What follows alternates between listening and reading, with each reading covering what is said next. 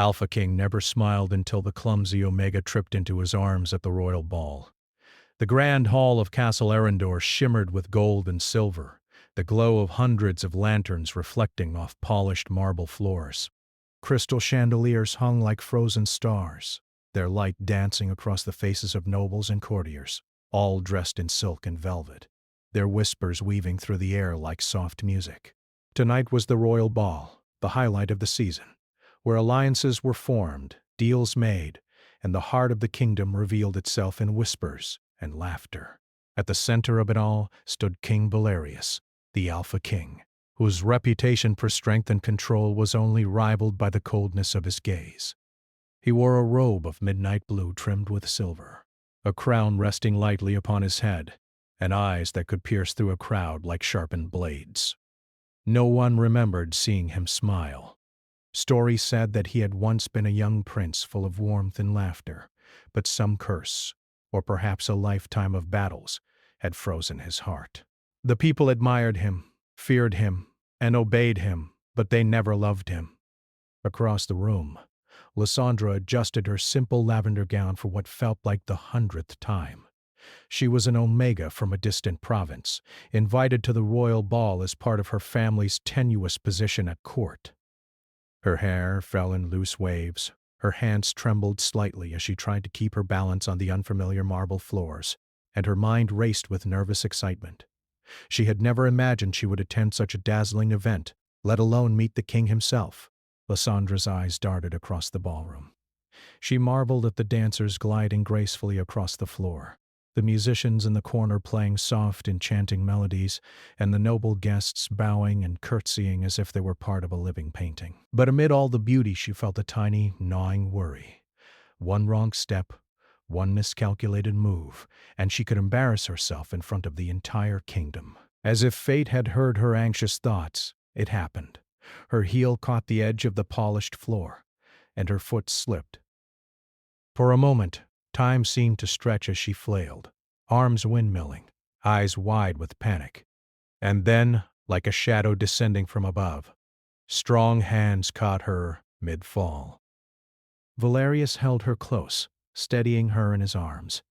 The crowd around them froze, their whispers turning into gasps.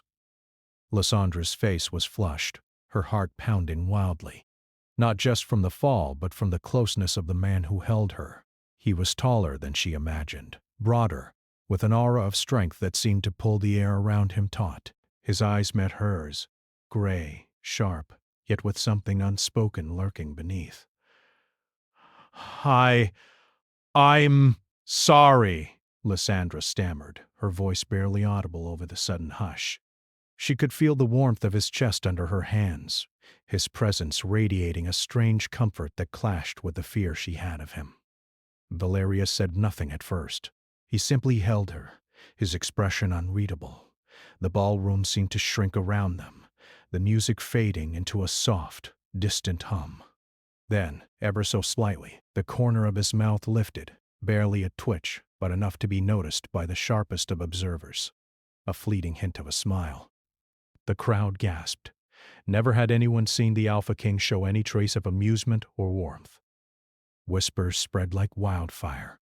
He smiled. "Did you see it?" Lysandra, embarrassed and awed all at once, tried to step back, but he kept a gentle hold on her. "You must be more careful," he said, his voice calm but commanding, a low rumble that seemed to vibrate in her chest. "These floors are not forgiving to those who do not watch their steps." I will," she whispered, her cheeks burning. She wanted to apologize again, but words seemed too small, too fragile for the moment. The intensity in his gaze made it feel like he could see into her very soul. The king released her at last, but instead of stepping away, Lysandra found herself rooted to the spot, unable to move. Valerius looked around the ballroom, his eyes briefly scanning the assembled nobles, but always returning to her. There was a strange curiosity in his expression, something that had not been there before. A flicker of interest, of recognition, of feeling. The ball continued, but the world seemed different for both of them. Lysandra felt as if invisible threads had tied her to the Alpha King, drawing her toward him whether she wanted it or not. For his part, Valerius found himself observing her more closely than anyone else in the room, noting the way she straightened her shoulders, how her eyes sparkled with both fear and determination, and how every movement seemed unconsciously graceful, even when clumsy. Throughout the evening, Valerius found excuses to pass near her. Each encounter was brief, yet charged. He did not speak much, but the weight of his presence left a mark deeper than any words could. Lysandra, for her part, could not stop thinking about the king, the first man she had ever seen who inspired both fear and fascination in equal measure. Yet it was not only the king's gaze that unsettled her. Shadows seemed to linger at the edges of the ballroom, flickering like whispers of something unseen. Some guests claimed it was merely the reflection of the chandeliers. Others, those more attuned to the old magic of Arendor, whispered that the castle itself was watching, testing the new arrival. Lysandra felt it too, a prickling at the base of her neck, a shiver that had nothing to do with the cold.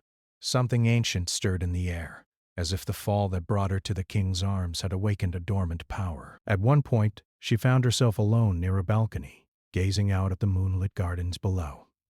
The night was calm, silver light spilling over the stone paths, but the sense of being watched did not leave her. She shivered, not from cold, but from a strange premonition. The air seemed to hum with a silent promise of change.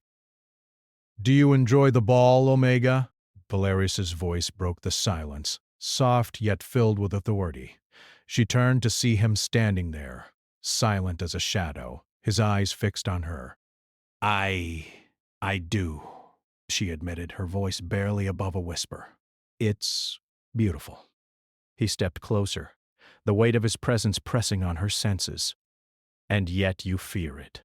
Lysandra swallowed, unsure how to answer. She had never spoken so freely to anyone in the court. He was terrifying, magnetic, and somehow she felt he expected honesty from her in a way no one else did. "I suppose I do," she admitted, her hands twisting nervously. "I am not used to such grandeur." Valerius regarded her silently for a long moment, and Lysandra felt as if he were measuring her, not just her courage, but the very core of her being. Then, without a word, he turned and walked away, leaving her with her racing heart and the echo of his presence. The rest of the evening passed in a blur. Valerius spoke little, yet his eyes found her more than once across the crowded hall. Every glance, every slight tilt of his head, carried unspoken meaning. Lysandra could not help but feel that her life had shifted in some fundamental way. When the final dance ended, and the guests began to take their leave, Lysandra lingered near the doorway, reluctant to step back into the ordinary world.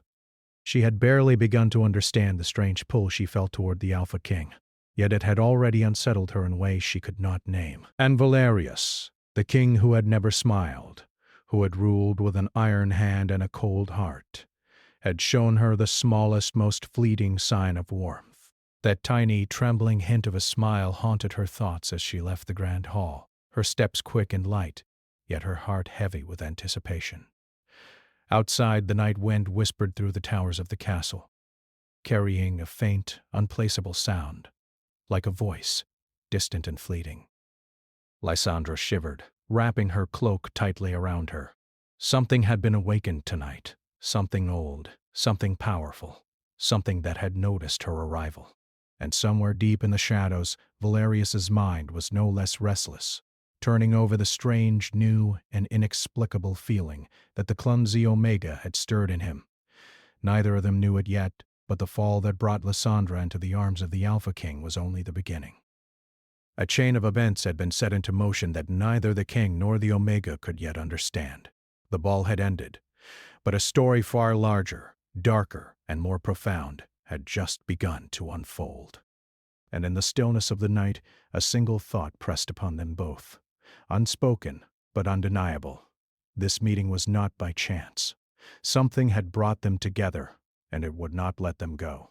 The morning after the grand ball, the castle of Arendor was unusually quiet. Sunlight spilled across the stone walls, golden and gentle, but it could not soften the tension that lingered in the air. Whispers of the previous night's events spread quickly through the halls.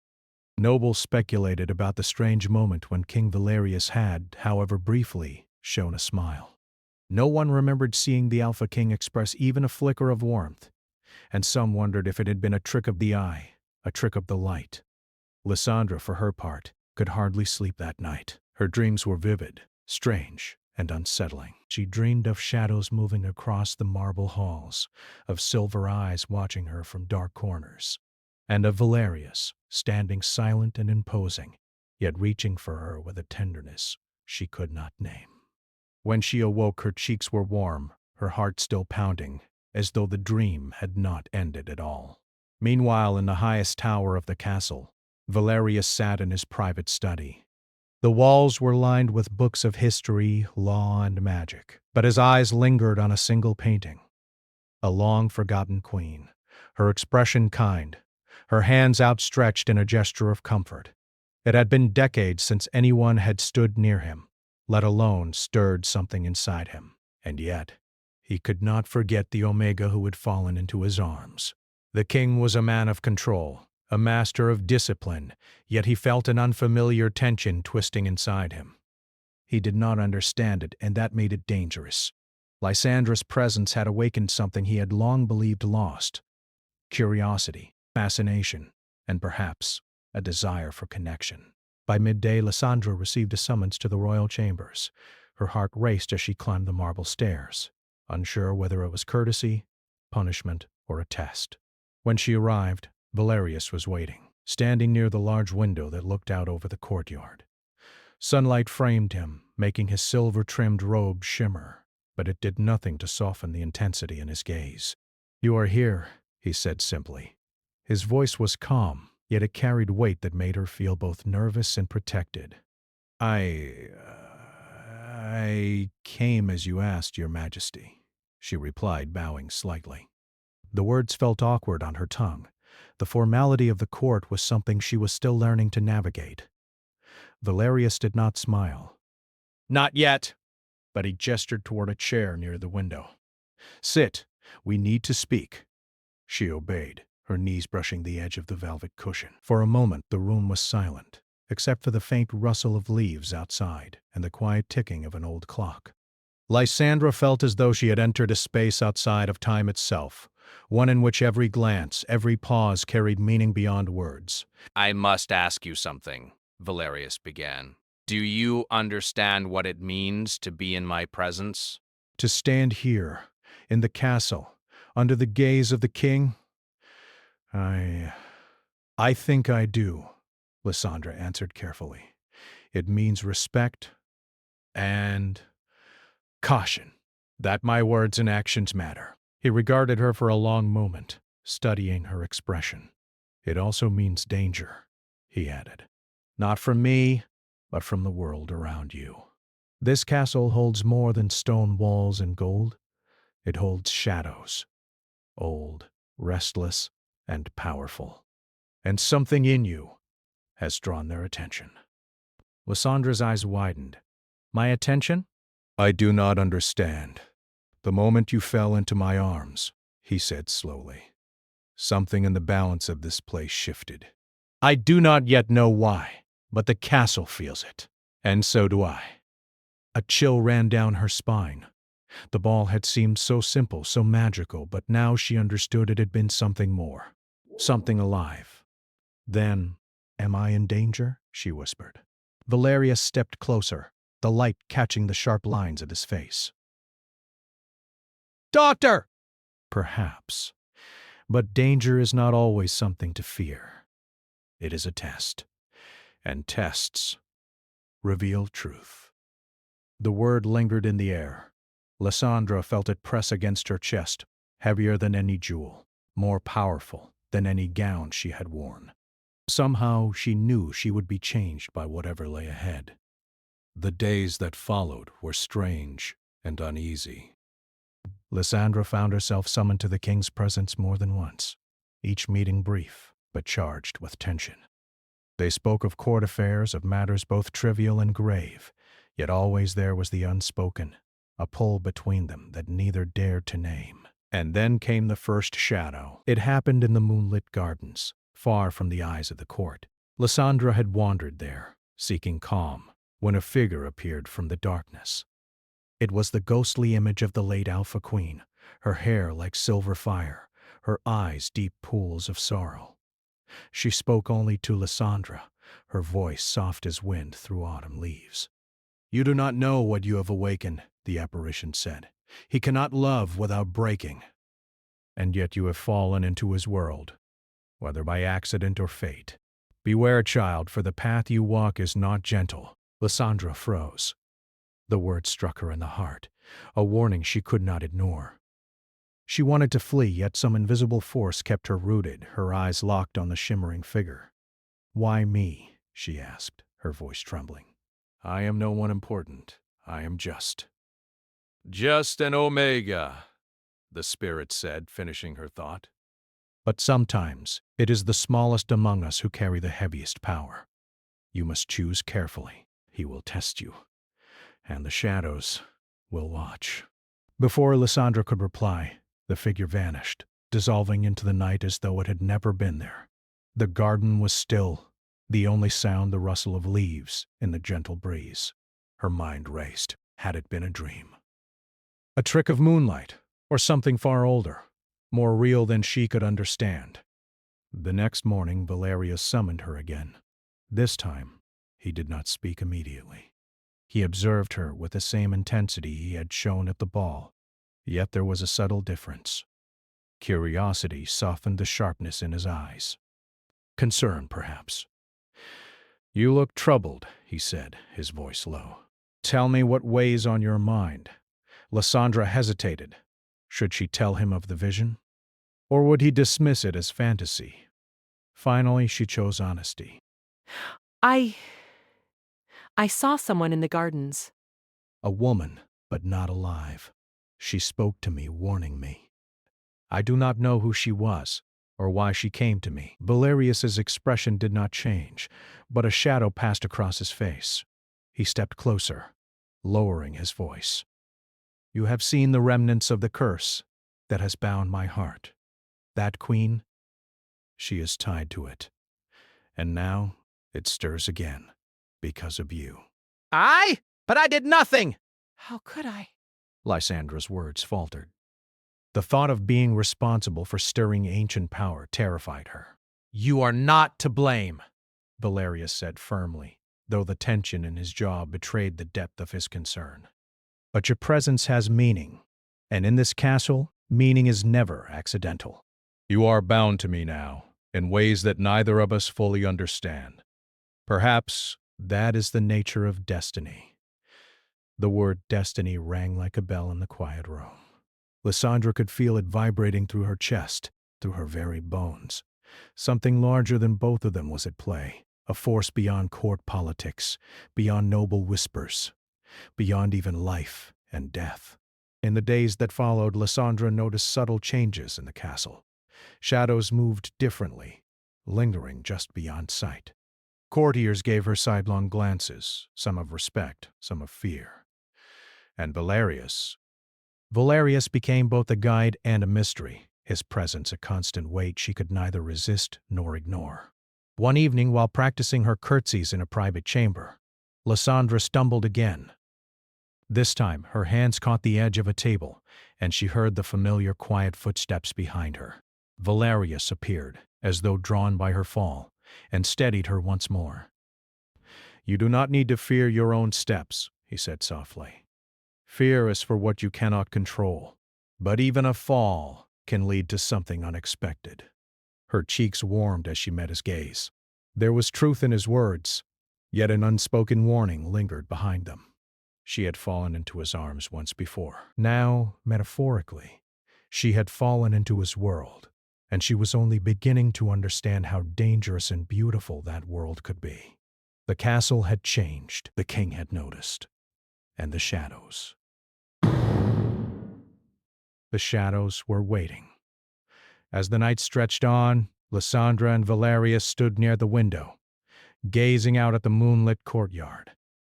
Silence held them together, more intimate than any conversation could be. Then, softly, Valerius spoke. "Something will happen soon," he said. Something that will test both of us. You must be ready. And so must I. Lysandra nodded, not fully understanding, yet feeling the truth in his words.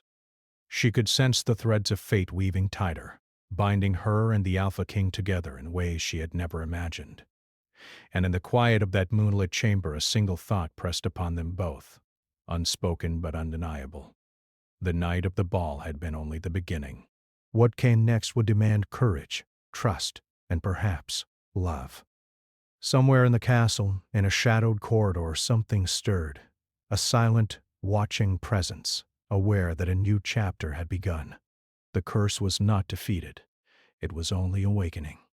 And the Alpha King, the man who never smiled, would soon discover that even the strongest hearts could break, change, and awaken again.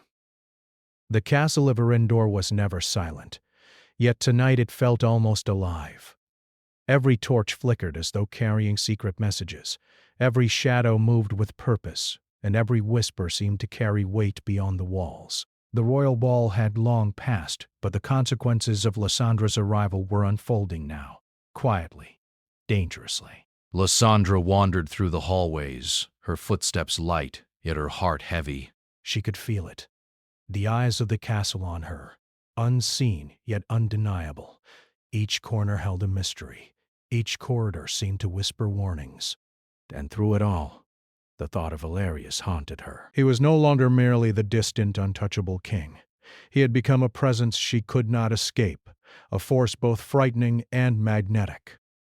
She paused near a long arched window that overlooked the northern gardens. Moonlight spilled across the polished marble floor, reflecting her image in a silver glow. Her reflection seemed fragile, almost otherworldly, but her eyes held determination. She had survived the first tests of the castle. She could survive what came next. A shadow fell across the floor behind her. "You wander too freely," Valerius said, his voice calm but edged with authority. His silhouette filled the doorway, tall, imposing, yet somehow familiar, like a storm she had learned to anticipate. I just wanted some air," Lysandra replied, trying to steady her racing heart. "The castle, it feels—" "Different at night. Different, yes," he said, stepping closer. "And you feel it too. You cannot ignore it, can you?" She shook her head. "No, it watches me. It waits." Valerius studied her silently. The tension between them was palpable, a mixture of fear, longing, and something unspoken that neither could name yet. Slowly, he extended a hand. "Then let us walk. Together. You will not face it alone." She hesitated, then placed her hand in his. The touch was warm, grounding, yet electrifying, and a shiver ran through her.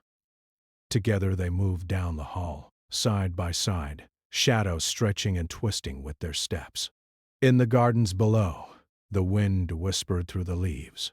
The night air was cool, but the closeness of the king made Lysandra feel a heat that was not of the weather. Valerius's eyes scanned the darkness constantly, alert, protective, and yet lingering on her, more often than necessary. "Tell me," he said quietly, "what do you truly feel, Lysandra? Not what is proper or expected. Tell me the truth." To speak her truth to the Alpha King, the man who inspired both awe and fear, was terrifying. Yet something in his gaze made her bold. I do not know," she admitted, "but I feel drawn. I do not understand why, but I cannot stop thinking of you even when I should." Valerius's jaw tightened slightly. His eyes, usually so unreadable, softened in the moonlight. He took a step closer, so close that she could feel the warmth of him and the faint pulse of life that thrummed in his chest. "And I cannot stop thinking of you," he confessed in a voice low and rough with feeling. "I should." I know I should, but something. Something in you unsettles me, awakens me, and I cannot turn away. Lysandra felt her heartbeat spike, her chest tightening with a strange mixture of fear and hope. The space between them seemed charged, as if the world itself held its breath. But then, the wind shifted. A chill ran across the gardens, carrying with it a darkness that felt alive. Shadows gathered at the edges of the moonlight, moving unnaturally, curling like smoke. Lysandra instinctively clutched Valerius's arm. "They come," he said, his voice hardening. "The shadows, they are restless, and they do not like your presence." From the darkness a low murmur began, almost like whispers, almost like voices, yet not quite human. The air thickened, and the temperature dropped, causing goosebumps to rise along Lysandra's arms. Valerius moved protectively in front of her, his hand gripping hers tightly. "Do not be afraid," he said, his voice a steady anchor. "But you must be strong. You are part of this now, and part of me. And if you falter, it will not only be you who suffers." The shadows surged forward, forming shapes that were almost recognizable. Phantoms of the past, twisted images of the castle's history. Lysandra gasped. Some were warriors, some queens and kings, and some faces she did not recognize but felt deeply familiar, as though they belonged to her ancestors. He raised his hand and a silver light shimmered along his fingertips, a subtle magic he rarely revealed. The shadows recoiled slightly but did not vanish. "They test us," he said quietly. "They will not stop until they know we are ready." "Ready for what?" "For what is coming," Valerius replied. "For the challenge that will decide whether we survive or are consumed." The tension between them did not ease, even as the shadows receded slightly. In the quiet after the storm, Lysandra looked up at him, seeing not only the Alpha King, the ruler, the warrior, but a man who carried centuries of pain, of isolation, of loneliness that only someone brave could hope to touch. "You are not like the others," he said softly. "You see beyond, you feel beyond. And that is both your gift and your danger." She trembled slightly, unsure whether to take comfort in his words or fear them. "And you? What do you feel?" she asked. Valerius stepped closer, lowering his voice even further. "I feel unsteady. I feel alive. Because of you." The words struck her like a thunderclap, yet they were soft, tender, and full of weight. She could feel the truth in them just as she could feel the danger in the shadows around them. For the first time, she realized that desire and fear could exist in the same space, and perhaps always would. They remained close, standing in the moonlight when suddenly a scream echoed from the far side of the gardens. Both turned, alert, as figures emerged from the darkness, members of a rival faction, loyal to the old court, drawn by the disturbance of the shadows and the unrest in the castle. "Stay behind me," Valerius commanded, his voice now a low growl of authority. Lysandra nodded, gripping his hand tightly. The king moved forward, a silver sword appearing in his hand, though his movements were precise and controlled. Every step radiated power and confidence, yet the tension in his gaze never left her. The rival nobles hesitated as Valerius advanced. They had underestimated him, believing his smileless reputation indicated weakness. But as he approached, every ounce of fear they had cultivated fell away, replaced by awe and terror. Lysandra watched, both frightened and fascinated. She had never seen such raw power, such control, and yet she felt that the power he displayed was tempered by something else, something gentle, protective, something for her. The intruders eventually retreated, muttering curses and threats, but Lysandra's heart did not calm. She realized the danger in this castle was not only supernatural, it was political, a web of intrigue that could entangle her at any moment. And yet, despite that, she could not imagine facing it without Valerius by her side. Later, in the quiet of the library, Valerius guided her to a set of ancient texts about the castle, its history, and the curse that had bound his heart. "You must understand," he said, "that what you see is only a fraction of what exists." The castle, the shadows, the magic, they are all alive. They respond to those who enter this space. And you have awakened more than you know. Lysandra leaned over the table, reading by the flickering candlelight, feeling a strange sense of destiny settling over her.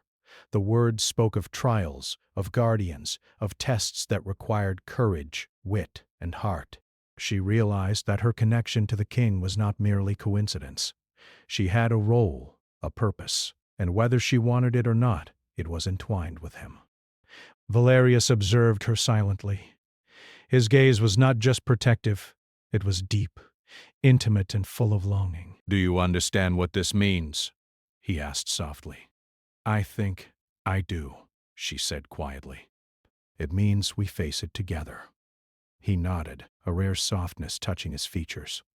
And though his full smile still eluded her, there was a glimmer, a promise of something more. Yet as the night drew on, a final unexpected shadow appeared, a figure cloaked entirely in black, its presence radiating malice.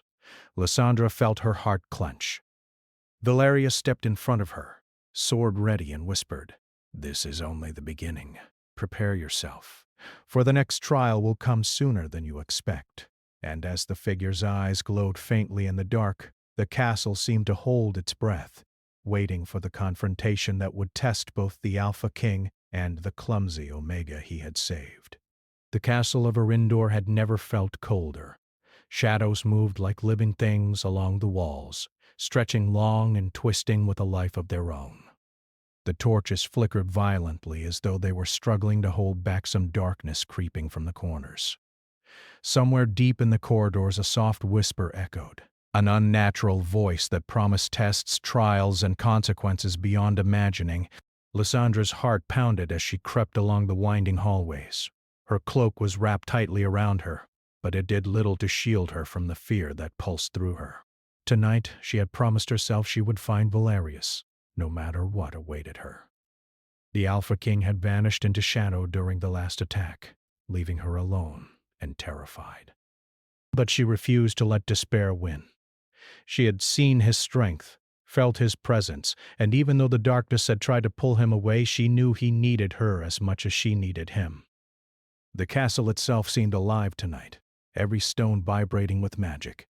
Whispering voices guided her, some gentle, some warning, some threatening. The air grew heavy with anticipation as she followed the sound of faint footsteps and the occasional clink of armor.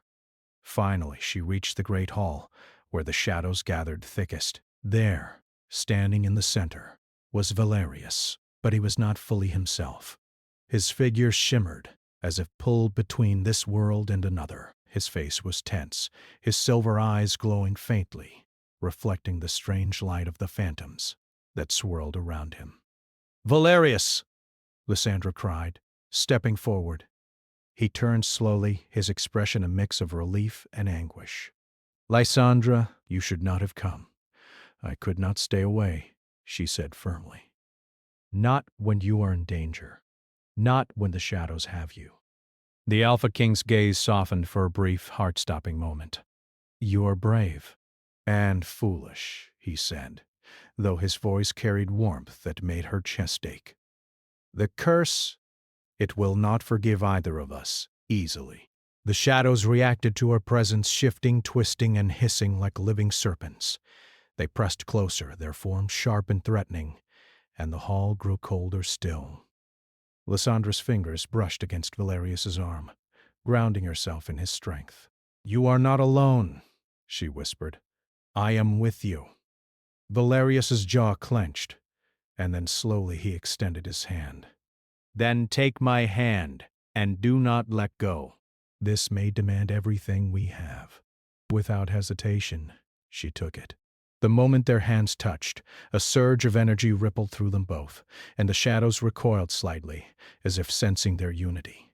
Together, they stepped forward, side by side, ready to face whatever lay ahead. The first of the phantoms lunged, an armored knight with hollow eyes and a blade that seemed to shimmer with dark energy. Valerius moved with precision, blocking the attack and countering with a controlled wave of silver light from his sword. Lysandra followed instinctively, her movements hesitant at first, then growing more confident as she realized she could influence the shadows too. "You have strength," Valerius said quickly, his voice urgent. "Do not doubt yourself. Trust in what you can do. Trust in us." She nodded, heart pounding. Together they fought, side by side. The shadows shrieked, twisted, and surged around them, but they moved as one king and Omega, their powers intertwined. Lysandra discovered an unexpected ability. Her courage, her compassion, and her focus seemed to push the darkness back, creating safe spaces where the shadows could not enter. The struggle seemed endless. Phantom after phantom emerged, each more frightening than the last. But Lysandra and Valerius did not falter. With each challenge they grew stronger, not only in power but in trust, in understanding, in the silent bond that had been forming since the moment she had tripped into his arms. Then, at the center of the hall, a figure appeared. A tall, dark presence cloaked in night, its face obscured, its voice like a cold wind. "You cannot escape me," it hissed. "You are bound by fate, but the heart is weak. One falter, one hesitation, and all is lost." Valerius stepped protectively in front of Lysandra, his sword glowing with silver light. "You are wrong," he said, his voice steady, commanding. "The heart is not weak. It is strong because it can love, it can endure, and it can protect. This castle, these shadows, they will not break us." The dark figure laughed, a sound that made the walls tremble. "We shall see." The final confrontation began. Shadows surged, energy crackling through the air, but Lysandra stood firm. She held Valerius's hand tightly, feeling the strength of his presence and lending her own courage to his resolve. Together they advanced, and for the first time Lysandra understood what the earlier apparitions had meant. She was not just a bystander. She was part of the king's strength, part of the power that could challenge the curse itself. Valerius' eyes met hers, and he nodded, a silent agreement passing between them. Then, with a wordless command, they combined their forces. Silver light from his sword and a soft, radiant energy from her courage and focus merged into a brilliant wave that swept through the hall. The shadows screamed, twisted, and dissolved, leaving the hall in a calm, golden light.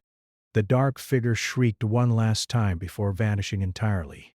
The castle seemed to exhale, the oppressive chill lifting as though the building itself recognized their victory.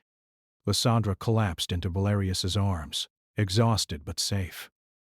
He held her tightly, brushing a stray strand of hair from her face. "You were incredible," he murmured, his voice full of admiration and relief.